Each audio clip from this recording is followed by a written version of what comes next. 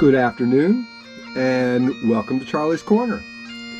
Today we're going to do part 2 of the Alexander clan. We're going to talk about a guy named Somerled MacGillibride, and he was alive during the 12th century, the 1100s, about 1150-ish, and he was the Norse Gael, Lord of the Isles. And so let's get started. It's an exciting story, lots of adventure. Let's go ahead and get started. Let's begin the story of Somerled by setting the stage a little bit. So we're going to back up a little bit and go to about 500 AD. And in 500 AD, a guy called Fergus More,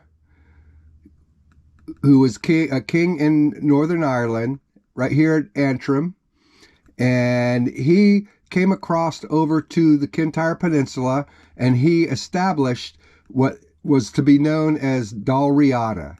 And Dalriada was a separate kingdom from Ireland and separate from Scotland. It encompassed Northern Ireland, Northeast Ireland. It had the Isle of Man, all these islands right here, the Hebrides, and this western section of, and this Kintyre Peninsula. This was all Dalriada right here. It was a kingdom split by the sea. And separate from that was Ireland proper, and Scotland was a different country, and England wasn't formed yet. In England, you had the Anglo-Saxons and the Normans from France had invaded, and they were bickering over who was going to take control of the United Kingdom during that time. This is shortly after the Romans had left Britain. So from there, we move up to 795 AD, and that's when the Norse Vikings started showing up. They did all right over in Norway, but I don't know. Have you ever been to Norway? I have. I went to Tromsø, Norway. We were there in December.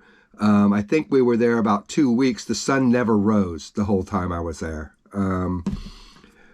There's snow all over the ground everywhere. One of my chief petty officers had gotten drunk and passed out on the pier. We had to actually pry him off the pier because he was frozen to the pier, and we pried him off the pier and carried him back up on the ship. But it's quite a hostile environment. Well, the population in Norway was growing and growing, and so it was getting hard to support these populations, and that's why the Vikings got started in the first place. They're getting in their longboats and with their swords and spears, and they're going south looking for greener pastures. This is one of those cases where the grass was actually greener on the other side of the fence, okay? So that's what they began exploring, to branch out to support the population that was growing. At first, in around 800 AD, when they were coming down, they were ransacking the monasteries. They would go in there and just loot the monasteries. They'd take the gold. They'd ransack the farms, take cattle, take wool, take anything that was of any value, and then burn everything to the ground. And then they'd leave. And they did this for many years. It was devastating to the Gallic population that was already living on these islands. Now, the Gauls, the Gallic people, the Celts at that time, they had boats, of course, but they were skin and hide. They were no match for the wooden longboats. The Vikings had like the high technology, and they commanded the seas. And whoever has the greatest navy has the greatest country. You remember that. They kept coming in, pillaging and burning these villages, and especially the monasteries and churches, because they could get gold out of there. But these guys, these Vikings, they were also farmers, and they were fishermen. All right. And eventually, like by the 9th century, they started to settle down on these islands that they had just devastated, and they started intermarrying with the Celtic people that lived there. And so now you have a people that inhabit Dalriada, Northern Ireland, and all these islands and the western coast of Scotland that are Norse Gaels. They're a mixture of from Norway and from Ireland, and so that was how Somerled became Norse Gael. Why he wasn't just Celtic.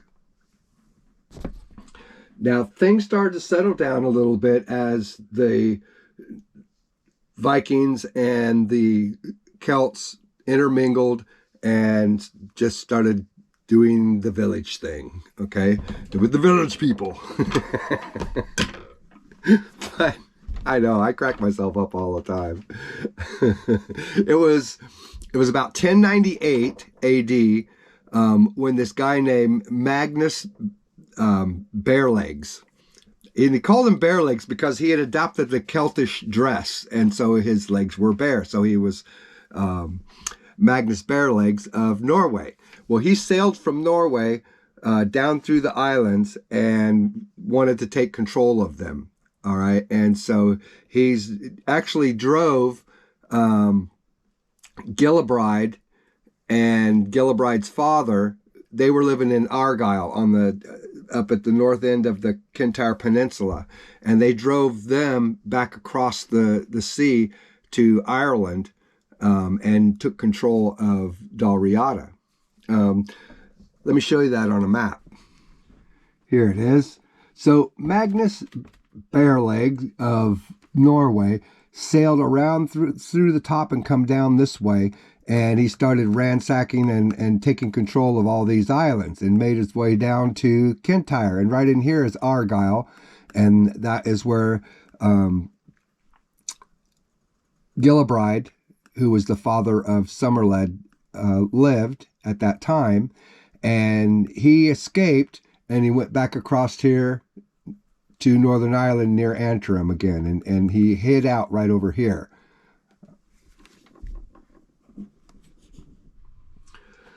So Gillibride's over in Ulster, Northern Ireland, and he ends up marrying this woman from Dublin who was of royal Norse blood, and they have Somerled.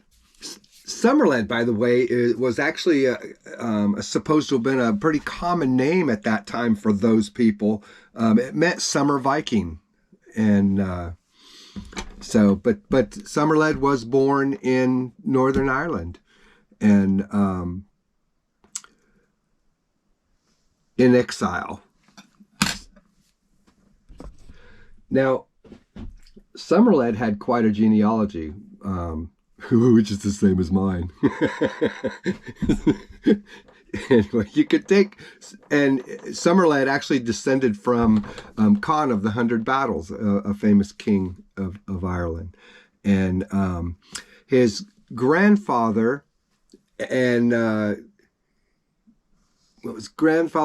Gilladomnin, and then his father Gillibride. Both of them were Celts, and they married Norse nobility, Norse royal women, and that was how they were able to actually. They used to do that to tie kingdoms together, and have allegiance to different countries. Europe did that a lot. England's always marrying off people to people from France and vice versa, in Spain, and that's how they did things back then. And so yeah, I got my grape soda.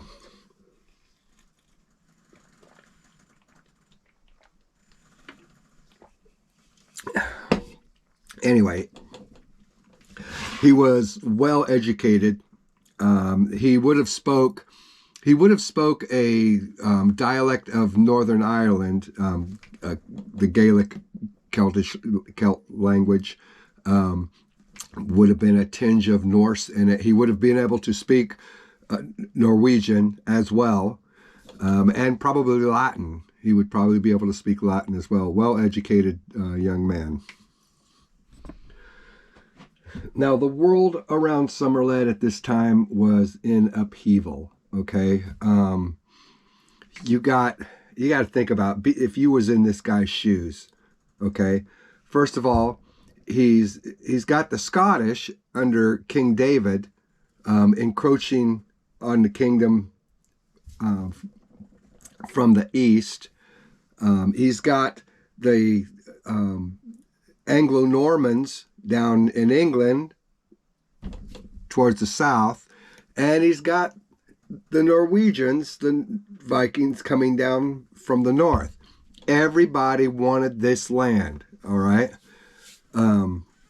He was able, the Norse Gaels considered themselves like a separate people from all these other people, and their own distinct culture, and they were their own distinct culture. And but he got the chieftains to rally and set his sights on taking back Dalriada and his kingdom of the Isles. So early on, it was about 1103 when Magnus Barelegs tried to attack Northern Ireland. He got ambushed and they killed him. All right. So now Gillibride and Somerled, his son, are wanting to go back and capture Argyll. Well, on their first attempt, they don't make it. They get pushed back, and in fact, they had to go into hiding, and they were hiding in some caves for a period of time. They got their break when Clan MacInes, their chieftain had died, and so they needed a new chieftain, and they wanted Somerled to be their new chieftain. So he got all these extra men. Well, he got everything together. They went in on the Kintyre Peninsula into Argyll, attacked them, and whooped their asses. Captured a bunch of galleys, by the way, and that was the beginning of his fleet. And real fleet. And so, yeah, now he had some boats to work with, and he had Argyll back in his possession on the Kintyre Peninsula. So you remember what I said about marrying king's daughters in order to make bonds with other kingdoms? Well, what he ended up doing, what Somerled did, was he married Olaf the Red, was a Norwegian king who was king of the Hebrides, the islands that were just north of him. And he married his daughter.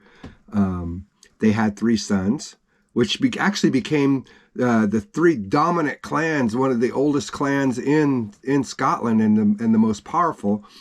He had Dougal was one son, and that was became from Clan MacDougall. And then there was Ronald was a second son, and Ronald eventually, his branch became Clan Donald and then Clan MacDonald, and then we branched off the Clan McAllisters, and that's the branch that we come from. And then there was Agnes, who was McRory was that clan from Angus. So now he's starting a family. All right, and he's digging in right where he's at in Argyll. And this is the period of time when he develops a type of boat, invents a type of boat that he ends up just kicking everybody's ass with. All right. Let me show you a picture of it. Now, this is called a Nyvaig, Nyvaig. And what's so special about it? Looks like a Viking boat, right? Well, of course it looks like a Viking boat because Somerled was half Viking, all right? But he was also half Gael. And so he was separate from the Vikings. And he invented this boat. It was much smaller than the Viking longboats. So it couldn't carry as much men as the Viking longboats, all right? But that being said, it was smaller, but it was faster. It was more maneuverable. It had an attached rudder here. This is a special thing right here because this didn't exist at the time. The Vikings attached a rudder, tied a rudder on the side like this. And that was how they steered their longboats. This attached rudder, made the boat much more maneuverable, and they were also faster. So that was an advantage. Of course, you couldn't carry as much men, but you could maneuver and you were faster than the other guy. So before we go any further, what did the guy look like? Well, there's no real pictures of him, but he would have looked about like this guy right here. All right. No horns on the helmet.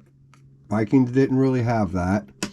And he's got his battle axe. He's got his broad, long sword, arrows, longbow, and he's well clothed. And if you look at his manner of dress, see, kilts weren't invented yet. Now, they did have these long, like a kilt, only longer. Kilts usually come like just around the knees. And they weren't invented. They didn't come around until, what, about the 15th century, 1400s. They weren't even around for Robert the Bruce. And you know the movie Braveheart, well, kilts weren't around yet. They wore stuff like this. Now, it was 1153 when Olaf the Red got assassinated. You remember, Somerled had married his daughter. That would actually explain, red. Well, it's gray and white now, but it used to be red. In my younger days, my beard was red. And that's where the red hair comes from, is the Norwegian blood in us, in the Alexanders. And in the Irish, that's where the red hair comes from, is from the Norwegians. So anyways,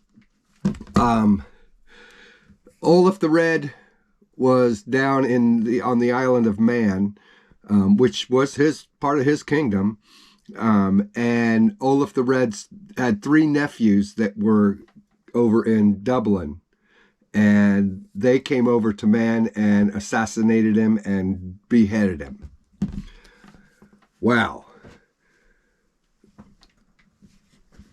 Somerled got his sons together and he got a bunch of chieftains together and he went down and just tore them up. All right. They killed one of the nephews and the other 2, they blinded. They took their eyes out. And then that was the point in time when Somerled was now king of the Isles. He had his whole kingdom from Man, Dublin, Northern Ireland, all the Kintyre Peninsula, all the Hebrides. Not the Orkneys, though, on the very top. The Norwegians still had those, but he had all those islands on the west coast. But they were loyal to the Norwegian crown. That's where the Scots were loyal to the Scottish crown, King David. And then I think Malcolm I, when King David died. And down in England, it was, what was her name? Matilda the Empress.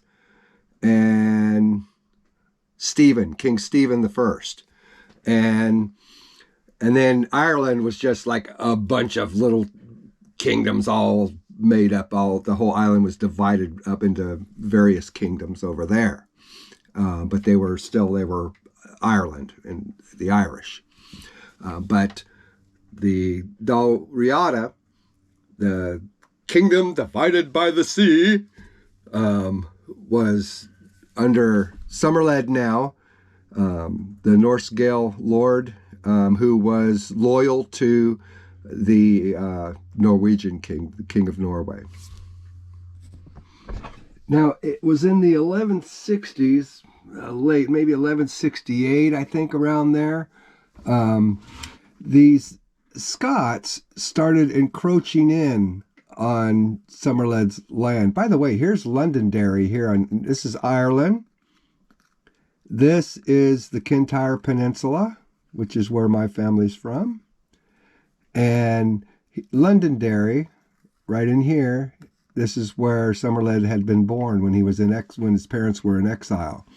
And but now he's grown and he's got his own navy, a big huge army and navy, and he takes all his fleet of Nyvegs and he goes up into here and around into this area right here, and then up this river, and right in here,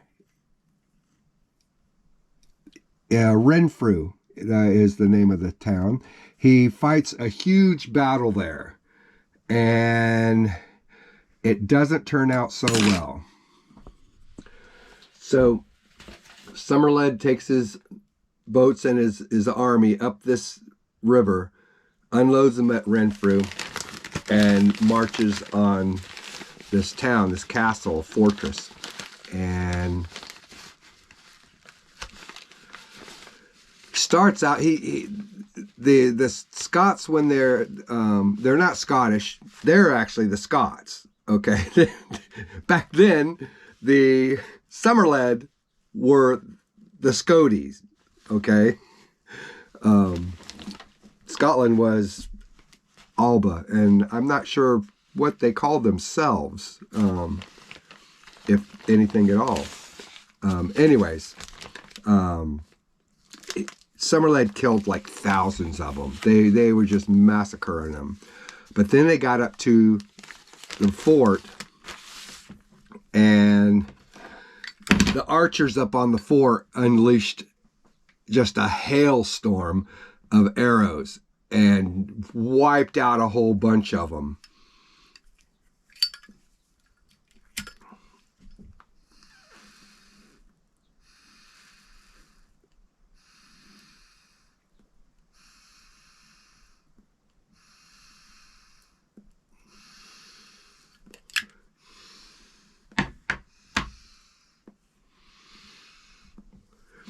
So the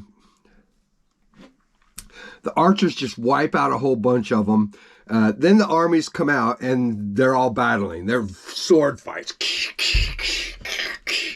fighting and just furiously. And in the fight, Somerled gets speared, and then the spear doesn't kill him. He's still fighting. But then a guy with the sword gets him. And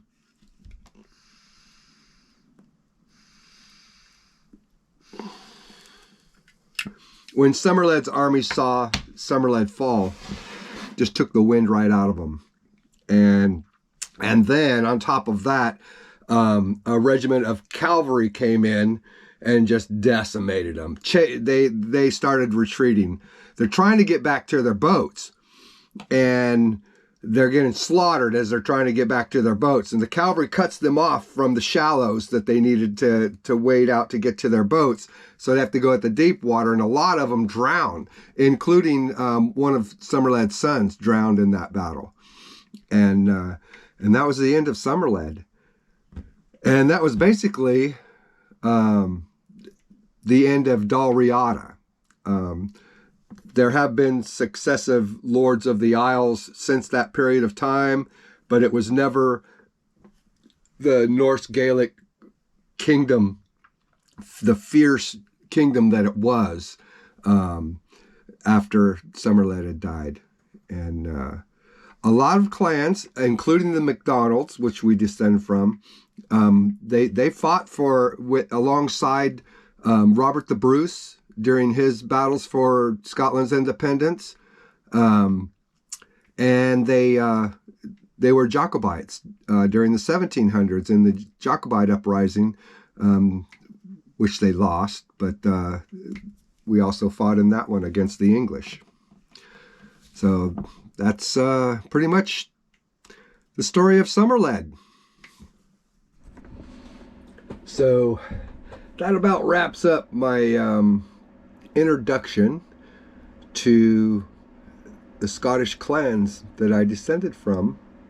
The Kennedy clan, Clan Twitty, and Clan McAllister, the Alexanders of Minstry. I'd like to encourage you to do your genealogy if you haven't done it. All right. It's amazing the stories you found out. I mean, we've covered stories of mercenary soldiers and river ferries, Viking kings, great sea adventures. It's not only me. Everyone's got a story, and everyone's story is interesting. Your ancestors have interesting stories. I used to work at a nursing home in Australia, and one of the things that I liked best about this was when I'd go in the morning and I'd get them dressed ready in the morning. And a lot of times I would listen to their stories as I was getting them dressed and getting them showered and getting them ready for breakfast. And they always had such interesting stories. One guy was on a ship that was attacked by Japanese kamikazes, and the ship was sunk. And then he ended up surviving that and getting stationed on another ship. And he had scars all over his body from the shrapnel. There was a woman who was inspecting the bombs under the wings of the bombers in England, all right, before they went to fly and drop bombs on Germany. And that was her job at 16 years old. That was her job. You think about a 16-year-old girl today doing something like that. But like I said, everyone's got a story, and everyone's story is interesting. And you need to find out who you are. And if you do take the time and do the research, you can find out who you are. You have a great day, and join me next time on Charlie's Corner. I'll see you then.